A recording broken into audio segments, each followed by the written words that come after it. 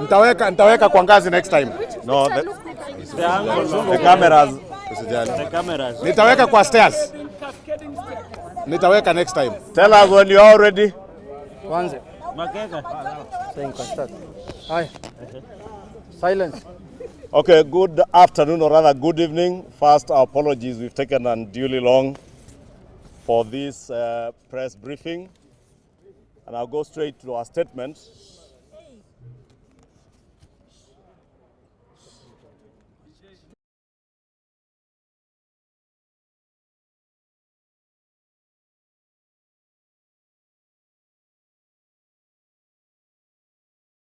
Driven by his attention-seeking disorder, the impeached one-term and quarter-term former Deputy President Rigathi Gachagua made a statement designed to malign the Kenya Kwanza administration and our broad-based government.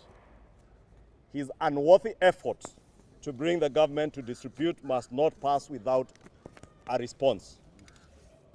He has run out of tricks and has resorted to unimaginable innuendos, malicious rumors, and reckless disparagement of institutions. Psychotic. Kenyans cannot be persuaded by the empty-headedness, divisive and polarizing rhetoric of these tribal bigots. He has perfected the art of building national anxiety, disorder, and rabble-rousing. He is still sulking and pained by the impeachment he faced, but which he has now vindicated both houses of this parliament that he truly deserved. This disgraced anarchist imagines the government cannot run without him. There is no notable contribution recorded of his positive footprints when he was the Deputy President of the Republic of Kenya. The dishonored Rigathi is playing very petty politics with the country's security and its agencies. He has made numerous wild and frivolous allegations without proof. He is determined to dilute objective national security agencies by aiming his petty political arsenals to diligent security officers. In his classic style of ethnic profiling, he is desperate to bastardize security agencies, to cause anarchy, and subvert the rule of law. We continue to remind Kenyans why he was impeached, violating the Constitution of the Republic of Kenya, undermining institutions created by that same Constitution, and the rule of law. Rigathi is one person who lacks any iota of integrity. He is heartless, reckless, careless, and malicious. Is in the same fellow who demanded 10 billion shillings to fix Mount Kenya politics, the same man speaking today and intimidating every other leader he turns to. The tribal tyrant that he is running from his own ugly shadow and is casting aspersions on other leaders while being very unpatriotic. In his life, he has never spoken hope, nor shared any vision on how to move Kenya forward. In his narrow world, he does not see the cancer patient getting treatment from SHA, including those right from his village in Madera constituency. This man and his cabal will never be happy seeing a boda rider or a mamamboga living a dignified livelihood in a two-bedroom apartment, courtesy of the affordable housing program, which unfortunately Rigathi Gachagua was part of the team that crafted the plan that we sold to the people of Kenya, which in our manifesto came up with this affordable housing program. Rigathi cannot purport to talk about coffee, yet when he was deputy president, he joined hands with coffee cartels to steal from the very same farmers he purports to be speaking for today. Shame. Kenyans will remember he demanded 3 shillings for every kilogram of coffee sold by farmers at the coffee exchange. Mr. Rigathi, we are here to tell you that the 3 shillings you are demanding is now going directly to the Kenyan farmers, including those in the Mount Kenya region. And those coffee farmers today, unlike in 2022 when they were earning 70 shillings per kilo, are now earning between 120 shillings to 160 shillings per kilogram. You are the cartel that bedeviled the coffee industry. Our nation today, something that Rigathi Gachagua will not tell you, is today billed as the #1 milk producer in Africa, in the whole of Africa. And Rigathi Gachagua will not tell you that. He will not tell you that the people of Olkalau, a short 3 years ago, were selling their milk at 18 shillings a litre. Today, the people of Olkalau, the people of Kikuyu, the people of Madera, the people of Bomet are selling their milk at a high of 40, 45, and some up to 50 shillings. And those from Meru will bear as witness. Mount Kenya cooperative in Meru, the Meru Cooperative Sacco, is buying milk from between 55 to up to 60 shillings a litre. Rigathi Gachagua will not tell you that that is something that has happened in the last 4 years of this administration. Today, a young man from Lokicha in Turkana is employed in Hamburg, Germany, earning a dignified income under the Kazi Majuu program. He will never be happy. That is, Gachagua will never be happy. To demonstrate how heartless Rigathi is, this afternoon he has named one Mr. Eric Mwangi to have been killed in Russia. Eric Mwangi is a nephew to the member for Madera, the Honorable Eric Wamombi. Mr. Eric Mwangi is well and alive and enjoying his livelihood where he's working in Russia. Our question to you, Mr. Gachagua, why do you wish death on Eric Mwangi, who hails from Nyeri, your home county? Rigathi has no regard to family or the feelings of families in our country. He will do and say anything for cheap political expediency. It is ironical that the man purporting to speak about security is on record to mobilize members of outlawed gangs to protect churches, political rallies, and polling stations. And you have heard yourselves, Mr. Rigathi, even on media interviews, telling Kenyans that hata sisi hatujabeba watoto kwa migongo. And this is his way of telling and mobilizing the Mungiki goons that he has been mobilizing to attack Kenyans. And we want to ask him, is in this goonism? Rigathi is Kenya's chief goon, Kenya's goon #1. Have we forgotten how 2 years ago he mobilized his fellow goons to invade Northlands Farm, belonging to the Kenyatta family, destroyed property, sold sheep belonging to Mama Ngina, a widow and our nation's very first lady. This is what the goonism and anarchy that Gachagua continues to perpetuate today then runs to cry foul and crying louder than the bereaved.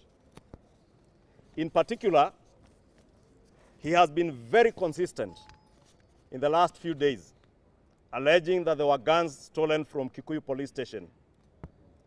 In fact, those firearms were stolen in the demonstrations in 2025, organized by Rigathi himself. Rigi Goon is a disgrace to this country.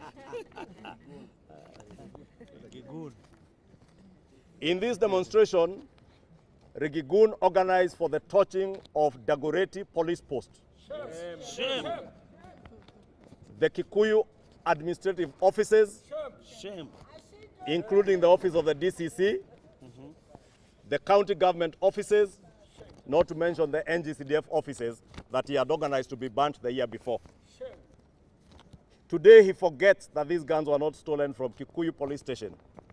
They were stolen from Dagoretti police post on the boundary of Dagoretti South and Kikuyu constituencies. But the name Kikuyu cannot escape from Rigathi's mind. And I want to remind him that out of the 5 guns his goons stole, 3 of those guns were recovered.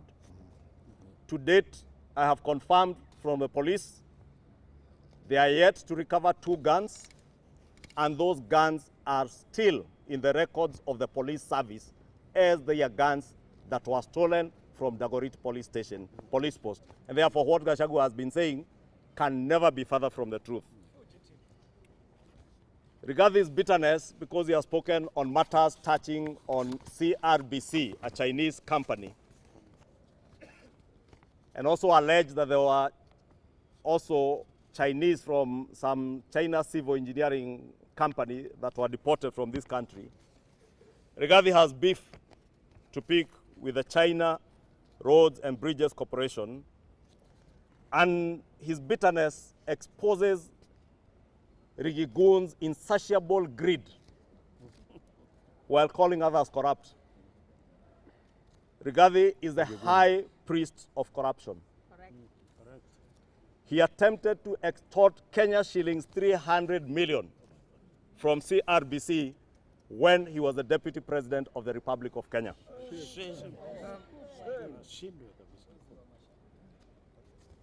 And he tried to extort this money from CRBC, or China Roads and Bridges Corporation, over their alleged transgressions during the Uhuru Kenyatta regime.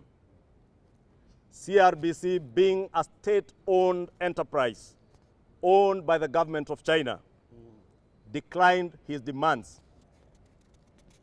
and expressed the same concerns to none other than His Excellency the President, and the President stopped Rigathi in his tracks in an attempt to extort money from these Chinese corporations. It is noteworthy CRBC contracts are subjected to all the laws of Kenya and scrutinized by institutions such as the Public Procurement Regulatory Authority. And therefore, what Rigathi has been trying to do is to malign many of these Chinese corporations in an effort to try and extort money from them. We are here to tell all our foreign direct investors into Kenya, your investments, your contracts are safe, and even for us as members of parliament, we will safeguard your rights in line with the laws and the Constitution of the Republic of Kenya. Do not allow yourself to be extorted by anybody. Correct. I want to leave it there for now and ask my co-leader, Junet Mohammed, to continue. Okay. Thank you.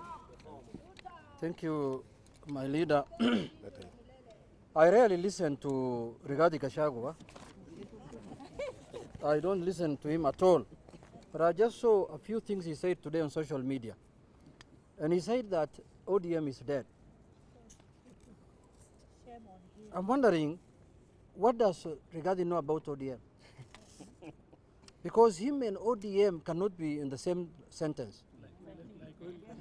Rigathi Gachagua is one man who has forgotten what he was 2 years ago.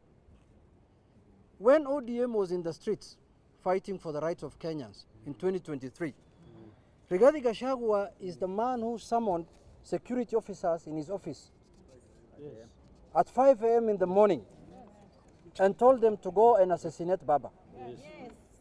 And Baba survived by the grace of God somewhere in Islam. The same guy is today telling us that he wants to talk to us about Baba. Rigathi Gachagua is the same man who said that his disagreement with President Ruto began after President Ruto started engaging ODM and Raila Odinga. The same man today wants to tell us about ODM and Baba. Rigathi Gachagua is the man today telling us about General Ogola. Is the same man who went to President Ruto and told him, don't appoint this man as the CDF, the Chief Defense Forces. He is a Luo, He's a mutineer.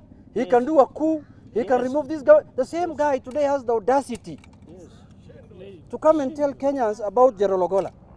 You know, shame has no name. We have to give shame now the name of Rigathi Gachagua. We have to give the name of shame. As if shame is to be given a name in this world, then we have to give it to Rigathi Gachagua. Rigathi. Yes. So, leader, Rigathi lacks empathy and remorse. He is dancing on the grave of a patriot and trying to make political capital out of the death of a statesman. Right Honorable Raila Amolo Odinga. May his soul continue resting in eternal peace. When Baba died and he was being buried in Bondo, all the leadership of this country, both in government and in opposition, were present. Did you see anyone looking like Rigathi Gachagua there? Up to today, he has not even gone to the family of Raila to tell them Pole. That's the same guy who wants to use Raila in statements here and there. It is in public domain that it is Rigathi who made an attempt on Raila's Odinga's life during the 2023 demonstrations, when he instructed security officers to aim at him. To date, he has never mourned Raila. It's a fact he hated Raila with a passion. In fact, now, he has transferred the head to me. The other day, I was traveling with him in the same plane, British Airways from London. He refused to greet me. He refused. I told him, how are you, Mheshimiwa? No, don't greet me. I told him, what have I done? No, don't greet me. His wife, Dorcas, greeted me. Told me, no, just sit down. So that is the man we are discussing here in Kenya. You know, the opposition in this country has been reduced to the level of Rigathi Gachagua. It's very we are in a very sorry and sad state of affairs in this country. Look at the kind of opposition we used to have in this country. And look at the garbage today we are listening to as opposition. Filthy. Talking about communities, ukabila, tribalism, you know, shares, what? That is how the opposition has been reduced to. It's very sorry, sad of state. God willing, we will have a proper opposition in the near future. People who will deal with issues affecting Kenyans in a proper manner. Not an extortionist who is extorting money all the way from aspirants of MCA in DCP to members of parliament, to governors, to senators. I know why he's ranting today. It's because of what happened in Naivasha the last 2 days. He saw the numbers. He saw the force. He saw the organizational. You know, now he has realized he's only working with 3 people. A man who cannot shave his beard, and another one, we don't know what he is, just making noise here in Kiambu. So he's scared, I know.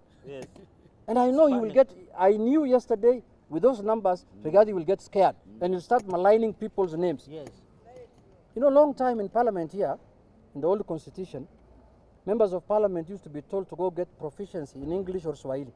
It's high time now we introduce a bill in this parliament that psychiatric test must be done on leaders.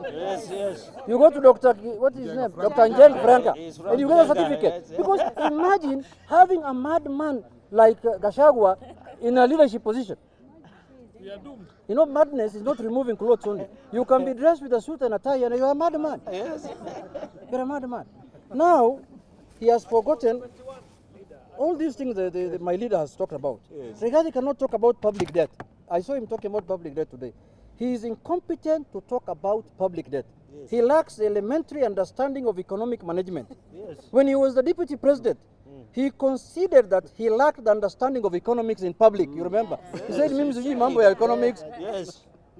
That is why he never ever participated in any single meeting on economic recovery. He was in shock that we had taken over a government as a broad-based, where inflation was high, the exchange rate was high, and the country was almost defaulting on its debt with empty public coffers. Kenya's economy is now growing at 5%, higher than the global average of 3.3% of Africa, which is 3.8%. The IMF now ranks Kenya as the 6th largest economy in Africa. Of course, this is beyond Rigathi's comprehension. That's the truth. Rigathi claims that government-to-government agreement on fuel supply is fraud. Further reveals how clueless he is on matters global affairs. Kenya is the only country in the region that has managed a steady supply of fuel thanks to G2G, which is now being adopted by neighboring countries.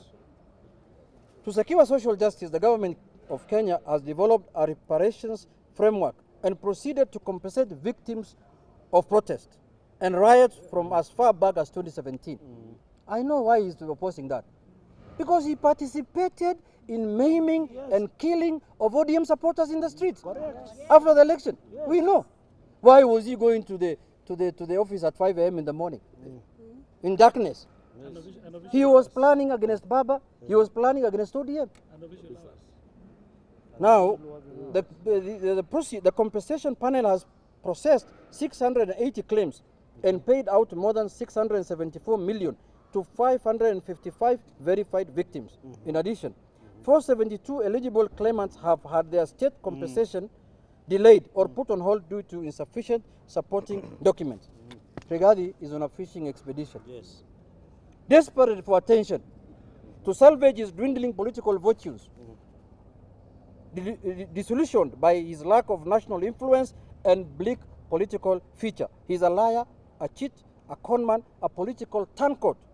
A conman, callous and extremely unpatriotic. No wonder he has a dark heart. Lastly, I want to say this, and this one I want to make it very clear to him. ODM, my party, will never be in any formation that has Rigathi Gachagua inside. Yes. For now, yes. Into the future, and even for the next 50 years, yes. If he's still alive. So stop talking about ODM. Yes. We will never be with you. And if ODM is dead, as you are saying, why are you talking about it? Yes. If ODM is dead, yes. Why are you talking about it? Yes. Do we normally talk about dead people? No. Why are you talking about a dead thing? He knows ODM is not dead. He knows very well that he has lost this plot. He wants us to be in the street and continue being in government until we removed him here for gross violation of the Constitution. If corruption. An impeachment motion is brought tomorrow again against Rigathi, we will still do it. With this kind of character I'm seeing here, yes. We will even do it. Yes. So thank you very much. That is my contribution to this, and that is the position of our party, ODM. Maybe you'll be asking yourselves why we have chosen to respond to Mr. Gachagua, we pretend deserves or warrants no response. Yes. And if you listen to Gachagua's almost 140 paragraphs, there were paragraphs of bitterness, conspiracy theories, unsubstantiated accusations, and political fiction directed at President William Ruto and this broad-based administration. Ordinarily, such a performance from somebody who has confessed to the country that he was an arts performer when he was in school would not merit a response. But when a former holder of the second highest office in the Republic casually accuses the institutions and individuals of murder, assassinations, theft, abduction, and corruption without presenting evidence, the record ought and must be set straight. And that is why we opted to respond to Mr. Gachagua. And if we begin with the irony of all this, Mr. Gachagua is attempting to take stock of the 4 years of the Ruto administration, an administration that he served for a record 2 years of those 4 years. He sat in cabinet, he sat in National Security Council meetings, and he defended this government, its policies and its record, and even defended that unfortunate act in Embakasi when he attempted to assassinate the former Prime Minister, the late Honorable Raila Odinga. You will all recall all the acts of goonism perpetuated by under Rigathi and directed by him would always be planned by him when President William Ruto was outside the country. That is what he did that day he attempted to assassinate the former Prime Minister. That is what he did when he directed goons under the command of 2 members of parliament from Embakasi who are working with him today. The same members of parliament who are under investigations for deaths in all Kalau that Rigathi turned around to accuse other people of. Those goons that attacked the Kenyatta farm in Ruiru. Again, I'll remind Gachagua, as I have reminded him severally, I sat with him in Annex building on Harambee Avenue when he was planning for the attack of the Kenyatta farm in Ruiru. And that is why I have consistently challenged Mr. Gachagua to come out. And you have heard Gachagua has never bothered to respond to those issues because he knows they are truths. When I speak about Riggy Gun, I'm talking about somebody I know, somebody I have worked with, somebody I have sat in meetings with as he planned Gunism in this country. Let us remind Gachagua that he was not removed from office because of President William Ruto. He was impeached by the elected representatives of the Kenyan people in the National Assembly, tried by the Senate, and removed from office after the Senate upheld 5 grounds against him, including gross violations of the Constitution and undermining the President and the Cabinet. That is his record. So Rigathi cannot be the person lecturing us today, purporting to be giving a scorecard of what we have done. As we have said, Kenyans will judge this administration at the end of next year, this term, next year in August. And yesterday, we detailed to the Kenyan people the achievements that we have had in agricultural production. Just as I mentioned, the agricultural sector has very well recovered. Construction returned to growth of our economy. Investor confidence has strengthened in our country, and the country has undertaken some of the most consequential structural reforms since independence. That is Ruto at 4. Millions of farmers today have access to subsidized fertilizer, which has lowered their cost of production and helped restore national food production. A packet of maize that was retailing at 260 shillings only 2 years ago or 3 years ago is today retailing at an average of 160, and some brands down to 140 shillings. That is Ruto at 4. Universal health coverage has moved from a promise discussed by successive regimes and administrations into an actual national system being implemented across the country, with primary health care, community health promoters, and a new financing architecture designed to ensure that sickness does not become a sentence to poverty. Today, the same Rigathi who was telling Kenyans SHA does not work has witnessed villagers in Wamunyoro getting help as their bills are sorted under SHA. Mr. Gachagua may ridicule the affordable housing program. The mason earning a living does not ridicule that program. The young electrician getting his first contract does not ridicule that program. The mother moving her family from an informal settlement into a decent home will not ridicule this program, as those in Mukuru who have already moved to their houses and many other housing programs will not ridicule. That is Ruto at 4. Through the Hustler Fund that Mr. Gachagua alleges he cannot see its head or tail, affordable credit has been extended to millions of Kenyans who were previously condemned to predatory lenders, who today cannot get those people to lend to on predatory terms because they have access to Hustler Fund. Through the Nyota program and other programs, young Kenyans are receiving training on entrepreneurship, certification, enterprise support, and pathways into employment.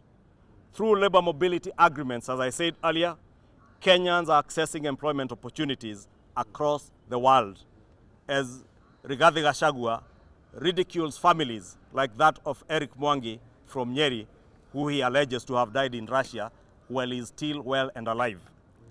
But that record is Ruto at 4. we have changed the conversation on infrastructure financing so that every road, railway, dam, and transmission line does not automatically become another burden on the Kenyan taxpayer in terms of asking Kenyans for more tax money to be able to finance these huge capital-intensive infrastructural programs. Through the National Infrastructure Fund and other reforms, Kenya is building a new architecture for mobilizing private and long-term capital for national development. That is Ruto at 4. I have heard Rigathi Gachagua ask about the High Grand Falls Dam, but that's a dam that's stalled in the Kibaki regime. The High Grand Falls that was conceptualized long before Rigathi even set foot in this house as a first-time member of parliament in the first term of the Uhuru Kenyatta regime. And those dams, now we can tell Gachagua, they will be done under the National Infrastructure Fund without burdening Kenyan taxpayers. Since Mr. Gachagua has invited the country to take stock, perhaps we should also ask, what did Gachagua do in the 2 years that he served this country as the deputy president? What transformative national program bears his name? What economic reform did he design? What national institution did he build? What lasting policy did he leave behind? What was his great idea for Kenya? Shares. And I dare ask, Shares. what is your great idea for Kenya today, Shares. Mr. Gachagua? Other than what you hear my colleagues say, the divisive politics of shareholding. For 2 years, he occupied the office of the deputy president. Yet today, his most memorable political legacy is not a program, a reform, or even an institution. It is the politics of shareholding. It is the politics of ethnicity. It is the politics of who voted for whom, and therefore who supposedly deserved what portion of the Republic of Kenya. Kenya rejected that philosophy. The Constitution rejected that philosophy of shareholding, and ultimately, Parliament rejected the politics that accompanied it and impeached this disgraced goon number 1 of our republic. That is why it is particularly astonishing to hear Mr. Gachagua lecture the country about constitutionalism and institutions. A constitution he never respected, institutions that he never respected when he was in office. The impeachment proceedings against him included allegations, as we mentioned, of undermining the constitutional institutions of our country, devolution, the independence of the judiciary, the president and cabinet, and the national values and principles of governance. He denied the accusations, as was his right. Parliament heard him, and Parliament made its determination, and he was removed from office. Those are not rumors. They are part of parliamentary record, and the courts have also vindicated Parliament in that impeachment process. Mr. Gachagua today, as we mentioned earlier, has made very grave accusations involving assassinations, extrajudicial killings, abductions, firearms, police officers, intelligence agencies, private companies, and senior public officials. These are not accusations a former deputy president should throw around like political confetti. If Mr. Gachagua possesses any iota of evidence of murder, assassination networks, stolen firearms, corruption, or the concealment of suspects, he knows exactly what the law requires him to do as a good citizen of this country. Present the evidence, present the name, present the documents, the dates, present the witnesses, and then hand them over to appropriate investigative and judicial institutions to take action. A former deputy president who sat in the National Security Council knows the difference between intelligence, evidence, hearsay, and political gossip. What Gachagua is doing today is nothing but political gossip. National security cannot become a prop for a politician searching for relevance. Gachagua being no exception. He should not use our national security as a prop to seek political relevance. Neither should the pain of bereaved families be converted into campaign material. Correct. We have all listened in utter shock as Honorable Gachagua spoke about the late former Prime Minister, the late Ogolla, and as my colleague has said, the same Ogolla Rigathi opposed to be appointed as CDF simply because he hailed from the Luo community. Rigathi speaks about the unfortunate death of the former Prime Minister, Baba Raila Odinga, with no regard to the feelings of his family. Raila Odinga would not have traveled with the doctors he's traveled with from Kenya without the consent and approval of his immediate family. Correct. We want to plead with Gachagua to let those who have left before us to rest in peace and have the empathy to think about the children and the families of those who have left us, including those of the late Johanna Ngeno, who had very young children and a young widow who is at pain. You will remember Johanna Ngeno's widow and his immediate family learned about the unfortunate passing on of Mheshimiwa Johanna Ngeno from a public rally by Gachagua in Nyahururu, even before they formally got news of the accident that befell a husband, a father, a brother, and a son to an elderly mother. Rigathi, I have said before, you're a black man with a very dark soul and dark heart. Please spare bereaved and mourning families the pain of having to relive their losses as you play your cheap politics. Thank you. By the way, lastly, there is a story I want to share with Kenyans about Rigathi. You know, after the election, this is a very true story. After the election, when we went to the demonstrations, when ODM went to the demonstrations, and things were very bad, and the country was going to the docks, the President of the Republic of Tanzania, on our own initiative, decided to come here and do arbitration between President Ruto and the former Prime Minister, my former party leader. I traveled personally. She came to Nyanyuki at Mount Kenya Safari Club. I traveled personally with the former Prime Minister to Nyanyuki and met President Suluhu. And the following day, we were supposed to meet there President Ruto. When we were waiting for President Ruto the following day, President Ruto called President Suluhu and he said that my deputy president, Rigathi Gachagua, has told me you cannot go to that meeting. If you go, I will resign as a deputy president. So he said, I might end up coming to solve a crisis in Nyanyuki, but I might create another crisis in my government. So please, let us look for another way to deal with this matter. President Ruto is alive. I am alive. I was there. Majority is there. The witnesses are there. That is why ODM can never forgive Rigathi Gachagua. Because he wanted death and destruction for ODM. He did not want peace And the country. and the country. Yes. President Suluhu is alive. Yes. President Ruto is alive. Junet is alive, who traveled with my party leader. Shungwa is alive, who was at State House with his leader. And he said, if you go to that meeting, imagine a foreign president came all the way. She landed in Nyanyuki to create peace and to arbitrate and to say that this is our neighbor, can we discuss? Gachagua refused. He said, if you go there, I am going to resign as deputy president of Kenya. So we told President Ruto, don't create another crisis, let's look for another formula, and we will still talk. And we still talked, and we still formed broad-based. And we are going to form more government before the future. Thank you very much. Thank you. Don't take any question. Don't take any question. Good job.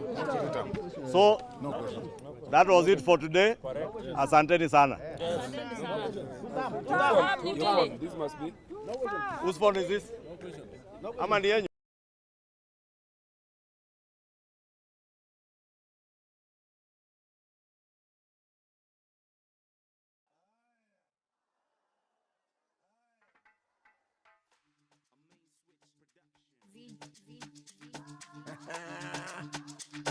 Raja, Baba, ay, ay, ay, ay, ay, ay, ay, ay, Sini wa Baba, Baba, jeshi ya Baba, Baba, Sini wa Baba, Baba, jeshi ya Baba, Baba, Sini wa Baba, Baba, Baba, jeshi ya Baba, Baba, Baba, Sini wa Baba, Baba.